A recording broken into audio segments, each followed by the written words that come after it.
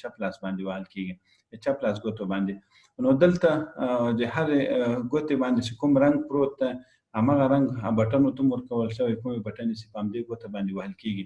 د دې ګوتې اصلي بټنې چې دي د آر اف او وي ده، د عدد دومره زیات نه استعمالیږي، خو اصلي بټنې دا د حروفو دي آر اف وي ده، او بیا ورسره ټي جي او بي ده.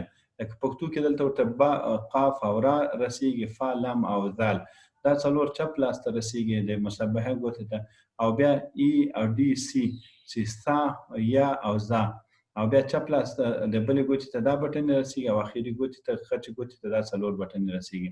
نو ښي لاس ته هم همدغه په همدې ترتیب باندې بټنې رسیږي. صرف دونه خبره یاد ساتئ چې دغه کله موږ دا بټنې وهو لکه بیک سپیس ډیلیټ وهو، اکثر خلک دې ته دا مشبهه ګوته د اچ نه راپورته کړي جې نه، او دا بټن پې وهو، نو دې سره ټول ترتیب خراب شي. نو دا ګوته به بالکل په هېڅ صورت کې بره چې دې طرفونو ته نه وړئ، او نه به دا د هوم کیز نه مرکزي با نه به ګوته دې خوا نه وړئ، بلکې دغه رنګونه چې دي دا ګوره د خچې ګوتې سره برابر رنګونه دي.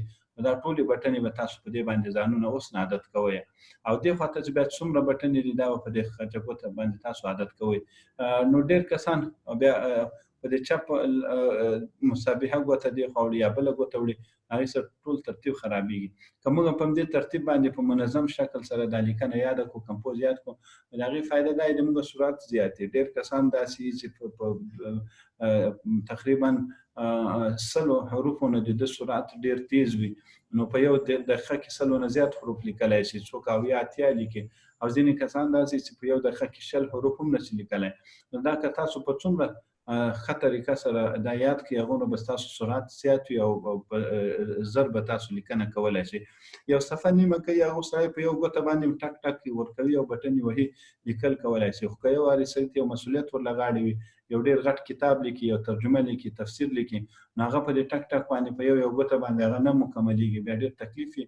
نو هغه به تاسو په صحیح طریقې سره یادوئ، او سرعت به هم تیزېږي. او تاسو چې څومره لیکنه کوئ هغې سره ستاسو سرعت زیاتېږي. ډېر خلک گیم استعمالوي، گیم دلچسپ غوندې وي، سړی ساعت پرې تېرېږي، خو سرعت کې ډېر رول نه وي، داسې ډېر مؤثر غوندې کردار یې نه وي. او یو خبره بل هم یاد ساتئ، دا د ښي لاس بټنې که کله موږ وهو، نو بیا به دا سپیس دې بټنې ته واټن یا فاصله ورته ویل کېږي، دا به په چپ لاس وهو. او که په دې لاس باندې په چپ لاس باندې څومره بټنې موږ وهو، نو دا فاصله به بیا په د ښي لاس په دې بټه ګوته باندې وهو. دا تاسو دا کیبورډ حروفو او هرې ګوتې ته تقسیمات یاد ساتئ، او کوشش کوئ همدا اصول او دا طریقه کار مراعات کړئ، نو انشاءالله په لنډ وخت کې به سرعت ډېر زیات تیز شي. اوس زه لیکنه ما تاسو ته تکرار هم کړه، او یو ځلې بیا تکراروم. نو زموږ ستاسو درس نننی چې ده دا فرضاً ضاد ده، صاد او ث او قاف. زه ګوره حرف هم لیکم، بیا فاصله هم ورکوم، بیا اضافي بټن دلته را رسېدلي، دا د چپ لاس وظیفه دلته ختمه شوله. او پاتې شو دلته ښي لاس ته ځو، ښي لاس ته دا یو اصلي بټن ورته رسېږي، او وای اضافي بټن رسېږي. منځ ګوته باندې آی لیکو، او بیا او لیکو چې ها عین او غین دا حروف دي، او دلته خا د دې بټنه باندې، اخواته ح جیم او چ دا درې بټنې پاتې شوې، نو هغه وهو، دا جیم او دلته چ بټنې دي، چې لیکل کېږي. نو دا زموږ ستاسو ترتیب دی، او دلته به انشاءالله تاسو ته ښکاره شوي. او بل یو خبره یاد ساتئ، مخکې موږ شارټکټ تشریح کوو، دې بټنې ته هوم ورته ویل کېږي، دا بټن چې ده، او دې ته اینډ ویل کېږي، او دا پیج اپ ده، او دا پیج ډاون ده.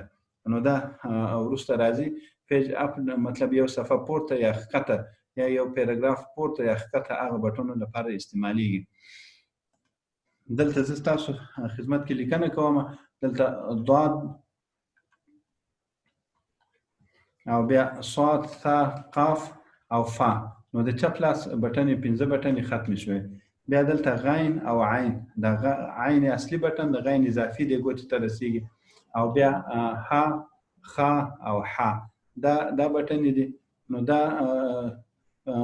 ښي لاس باندې ولیکل شو، خچه ګوته باندې دلته 2 بټنې نورې دي، یو جیم ده یو چ، دا بټن هم په دې خچه ګوته باندې. دا زموږ ستاسو درس ده، او انشاءالله تاسو به متوجه اوسئ، او دا درس به په همدې ترتیب سره یادوئ او پریکټس به پرې کوئ.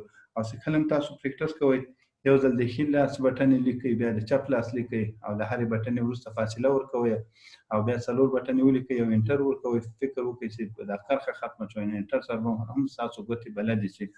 اوس موږ تاسو دلته لیکنه کوو، غواړو نوره مطبقي لیکنه په بله صفحه کې وکړو. نو د بلې صفحې ته تلو لپاره موږ څه شی وهو؟ کنټرول انټر وهو. کنټرول انټر چې کله ووهو موږ بلې صفحې ته ځو، او لکه دا کنټرول بټن ده او دا انټر ده. کنټرول انټر چې ووهو دغه دوه بټنې دي. نو دې سره موږ بله صفحه راولو او کنټرول انټر دا د بیا مې ووهل، زه مسلسل لګیم کنټرول انټر باندې مې ګوته کېښود. نو دلته موږ سره صفحې زیاتې شوې ځکه هر ځل کنټرول انټر سره نوې صفحه راځي. نو دلته موږ سره ټولې 31 صفحې راغلي، 31 صفحې راغلي، 31 of 31 یعنې ټوټل صفحې هم 31 دي او موږ کرسر چې د هغه هم په 31 صفحه. اوس کرسر 30مه صفحه کې ده او اوس چې د فعاله صفحه زموږ یا کرسر کومه صفحه کې ده هغه 28مه صفحه ده. نو په دې ترتیب باندې موږ صفحې زیاتولی شو. که اوس زه وغواړم چې اولې صفحې ته لاړ شم، نو موږ په ماوس باندې هم تلای شو یا په ایروسکي باندې هم تلای شو. کله کله صفحې ډېرې زیاتې وي، 400-500 صفحې کار هم کړی. نو که اولې صفحې ته ځو موږ کنټرول هوم ووهو. اوس د اولې صفحې ته لاړ، کنټرول ان، په اخري صفحې ته لاړ، کنټرول پیج اپ یو صفحه بره روان ده، یو صفحه، او کنټرول پیج ډاون یو صفحه لاندې روان ده. او که موږ وغواړو چې یو مشخصې صفحې ته لاړ شو، مشخصې صفحې ته د تلو لپاره موږ کنټرول جی ووهو او کنټرول جی دلته به عدد ورته ورکو، فرضاً یا 8 ورته ولیکو یا 10 ورته ولیکو.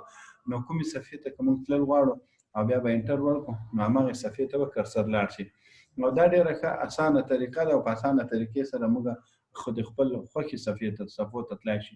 کنټرول هوم اوله صفحه او کنټرول اند اخري صفحه، کنټرول پیج اپ کومه صفحه کې چې کرسر ولاړ ده فعاله صفحه، هغې نه یو صفحه بره، او کنټرول پیج ډاون هغې نه یو صفحه ښکته، او کنټرول جی بیا خاص صفحې ته پلس پیج نمبر ورته ورکوو. نو دا خاص صفحې ته ځو. اوس دا بار موږ لرې کوو، نو اسکیپ بټن باندې به ګوته وهو او دا به لرې شي. بله خبره دا ده انشاءالله دا درس نن همدې ځای پورې کافي ده. صرف د ناستې لپاره څه احتیاطي تدابیر دي هغه ستاسو خدمت کې عرض کول غواړم. ډېر کسان کمپیوټر ته چې ناست وي نو هغه داسې پرتکلفه ناست وي. نو ناستې لپاره دا ضروري ده چې فرضاً سړی میز او چوکۍ نه استفاده وکړي او دا چوکۍ هم داسې وي چې شاته د ډډې لګولو لپاره ځای ولري او څنګلو ښودو لپاره هغه څنګلو ځایونه ولري. او بل دا ده میز په داسې اندازه باندې مناسب میز وي، نه ډېر اوچت وي او نه ډېر ټیټ وي.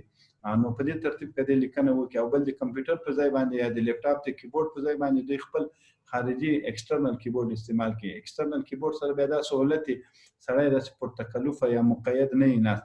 ډېر کسان زیاته لیکنه کمپیوټر باندې کوي، هغې سره کمپیوټر هم ګرمیږي، نقصان ورته ورسیږي، فشار پرې راشي، نو کله کله کمپیوټر یې خراب شي. نو که دی خارجي کیبورډ استعمالوي نو د دې د صحت لپاره هم ګټور ده او د کمپیوټر لیپټاپ په حفاظت کې هم رول وي.